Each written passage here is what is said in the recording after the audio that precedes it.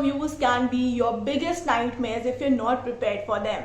And that is why you need to have a right preparation strategy in place with sufficient amount of time to prepare. Hi guys, I'm SHIVANI SAXENA and welcome to my channel S for SHIVANI, a one-stop destination for all your MBA needs. In today's video, we are going to see what are the different types of case interviews that you might be put through, how you can prepare for them, and towards the end, we'll discuss some do's and don'ts for this kind of interview. If I talk about my personal journey, I have been a part of a lot of case interviews. In fact, I converted my first job, which was like the only job I had, through 2 rounds of case interviews, and my first case interview was taken by Bain. So it was then I realized, okay, I need to work a lot on my case interview skills, and therein I devised my preparation strategy, which I'm going to share with you guys. If you're coming to my channel for the first time, then show some love by liking this video and subscribing to my channel right away. Also, do not miss checking out the placement preparation playlist on my channel. So let's first start with understanding why panelists go for a case interview. So, as you know, a resume is a two-dimensional representation of your personality, while you yourself are a multifaceted, a dynamic person. So, how will the panelists judge your true personality? It is by putting you through a case wherein your analytical and creative abilities are brought to the table. That is why case interviews are widely used as a screening process, because it gives a glimpse into your mind while you are working on the case. Now, a few points to note here are: first, it has to be in the form of a problem solution approach. Think of it as a friend who comes to you with a set of problems, you listen to him or her, and then you think, and then you say to them that, okay, maybe you should try doing this, maybe you should try doing that. So there is a problem statement which is given to you. You have to act as a consultant on the behalf of the company and then give solutions to the clients. Second thing, it has to be interactive. By interactive, I mean it shouldn't be that the person is asking you a question and you are just replying in yes or no. You have to think out loud. You have to tell the person what is going on in your mind when you're listening to the problems. So it has to be an interaction wherein you are asking at every step a few questions to the panelist, getting answers, and using that information, processing it to arrive at the answer. Third thing, there is no right answer in this. All you have to do is show the logical steps that you have followed, right from listening to this problem statement to reaching to the solution or whatever your recommendations are. So the focus has to be on the out of the box thinking and not on the right answer that you plan to get. Fourth thing, domain knowledge is not a necessity here. For example, if you are not someone from the automotive industry but you're getting a case on that, your domain knowledge will not give you any edge in solving cases, because all you have to do is use your logic and critical thinking abilities. So if you have a domain knowledge, okay, that might act as a bonus, but it is not a necessity or a requirement. Fifth thing, the difficulty of the case that you can get varies with your experience. So let's say if you are fresher right from your MBA college, you might not get tough cases, whereas if you're someone who has already had 4 to 5 years of experience, then you should expect a difficult case. And lastly, the typical duration of case interviews lasts around 30 to 45 minutes and can even go beyond that.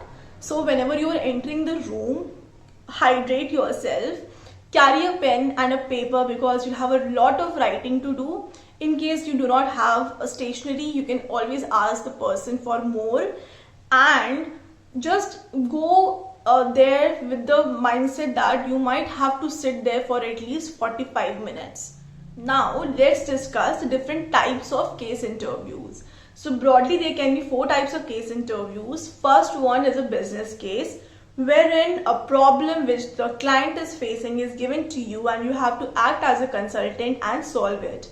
Now the format of this can be of two types. You can either be given the question by speaking, so the panelists might speak out the question or the problem statement, or you might be given a handout with all the written information, some tables, some data which you have to use to solve. If the handout is given to you, there is high chance that the panelist will not speak anymore. Second type is a group case interview. Now the format can be same as first one, but this you have to solve in a group of 3 to 6 people, and at the end the solution or recommendations might have to be presented in the form of a PowerPoint presentation. The panelists might just sit in the room and see you guys, observe you guys taking leadership, how you are good at teamwork, who is maybe compiling the work, who is taking the initiative, who is trying to moderate the discussion to finish it within the time limit. So all these factors, all these parameters are used to judge a group case interview, and at the end whatever recommendations you plan to give as a team are also judged. Third type, guesstimates. Now you might have heard some questions which are frequently asked in guesstimates, like maybe measuring how much Pepsi or soft drink Delhiites drink in a day, to measuring how many airplanes are flying in the air at this particular moment.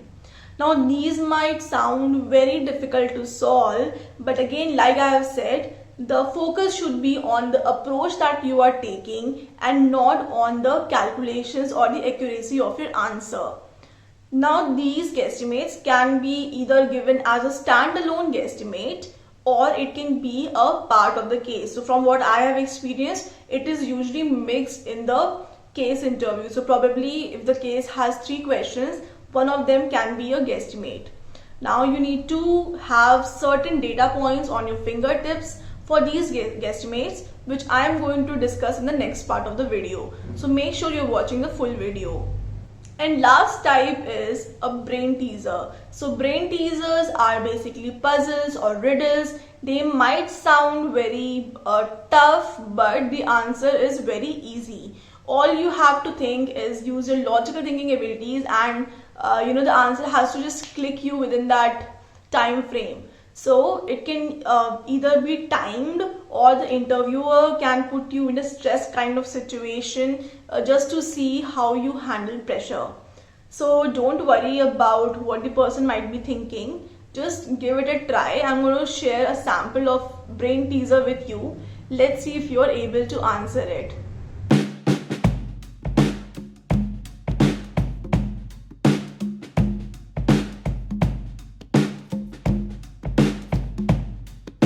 Now let's move to how you can prepare for case interviews. Ideally, you should have like around a month or 2 months to prepare, because these cases need lots of practice. You need to memorize the frameworks. You should remember the data points for a lot of things, which I'm going to share with you now. So first thing, know all the important frameworks. You do not have to exactly use them, but use these frameworks as a reference or as a guide to reach your solution. Second thing, you need to keep a data mine ready with a lot of things. Now some of the things which you should be knowing are population of major metro cities, countries like India, US and China especially, population density, demographic dividend, urban-rural divide, units. So you should know how much is a meter, liter, gallon, quinter, and the conversion rates. Now a few of the websites which you can use to gather this data are India Demographics and of course the Census 2011 data. So make sure you find whatever you need from this data, because this data is accurate and authentic. Now coming to some of the tips which you should follow to ace these interviews are: number 1, carry stationery with you. A lot of times you might not be given a paper or a pen because it shows lack of professionalism that you are entering the room without carrying these. So always carry a pen and a paper with you. Second thing, do not assume anything. So this is a natural human tendency that we try to fill up the knowledge gap, the information gap with whatever opinion we have about it. For example, if the interview says that they are facing losses, now the losses could be because of two reasons. It could be either because of increasing costs or falling revenue. So you cannot just assume that okay, maybe there is something wrong with the revenue part only. You have to develop a 360-degree understanding of the problem. Third thing, and how you can gather this information and fill your information gap, you need to ask a lot of questions at every step. So the interviewer might just start with one problem statement, and thereafter you have to extract all the information from him by asking questions. Fourth thing, you need to be very attentive. So whatever the interviewer is saying, it is a good idea to jot them down, make bullet points on a piece of paper or diary that you are carrying, so that you can always refer them and use that information in reaching the answer. Fifth thing, take time. So if I tell you about my experience, I think I took like 5 minutes to solve the case, and after that I got stuck at one point. Instead of asking the interviewer for help, I just kept saying, ma'am, I think I am wasting a lot of time of yours. Ma'am, how much is the time? How much time is left? And things like that. So do not worry about how much time you're going to take. The panelist is there to make a right choice for the company. So if you have that in you, and it's alright to panic for a moment, but gather yourself, gather your courage, and keep on continuing with the problem. Like I've said, these interviews take long time because you need time to analyze the problem and come to the solution. So it is alright if you need more time to solve it. Sixth thing, pay attention to details. So if let's say you are given out a handout, and if you feel that okay, the interviewer has not mentioned to use it, so I'll not use it, don't do like that. Everything is given to you with a purpose in mind. Maybe that information might help you in arriving at the right answer. So whenever you feel stuck, just feel free to ask the panelist questions. Seventh important tip, think out loud. Now a lot of us have this tendency that we ask, okay, can I take like 2 minutes to think, and then we just start jotting things down on a piece of paper, and we're actually not speaking of what we are thinking. So the best advice is to think out loud. So let's say even if you are going in your mind through some frameworks, you're just finding out which one is the right approach towards the solution, which framework is applicable, which data will be used, what are the questions that you plan to ask. Whatever you are doing, keep on speaking that. It's alright if you're simultaneously noting it down on a piece of paper, but the panelists should know what approach you have taken, how you have started thinking on it, and what do you plan to ask him or her. Which brings me to the 8th point, that is, do whatever you want to do on that piece of paper and do not think that the panelist is going to judge you. 9th tip is break down whatever problem you have into simple parts. Like I said, if the client says that they're facing losses, make a flow chart. Okay, it could be because of increasing cost, it could be because of falling revenue. If increasing cost, then these are the factors I should check. If because of falling revenue, maybe I should focus on promotion, ask about price, and a lot of other things. And lastly, be prepared for stressful questions. So I remember one of the panelists started to distract me by saying, oh, ye kya bana diya paper pe, ye kya likh rahi ho, I'm not getting what you're trying to say. And then when I stop, he'll say, okay, carry on. Also, one of my friends also faced a situation where he sat for the interview and the panelist asked him, so I do not have any case for you, what kind of case do you want to solve? And then he himself had to pick up a topic of his choice, and the panelist presented a problem on that case. So make sure that you know what are your strength areas and what are your weak areas, and accordingly, wherever you are comfortable, go ahead with that topic. And lastly, we'll discuss some of the things which you should never do in a case interview. And if I'll tell you a secret, these are all drawn from my mistakes. So first mistake to avoid is Do not say the name of the framework you are going to use out loud. So do not say that, okay, I want to use the 4P framework, and tell me what are your products, what are the prices, promotion and place. Do not just straight away mention the framework you're going to use. Break the framework down into questions that you want to ask the panelists, and then follow a smooth flow in asking them. Second thing, whenever you get stuck, do not hesitate to ask for help. Third thing, very important one, do not be embarrassed to do easy calculations on the paper. So even if you have to multiply 15 into 9 on a piece of paper, do it.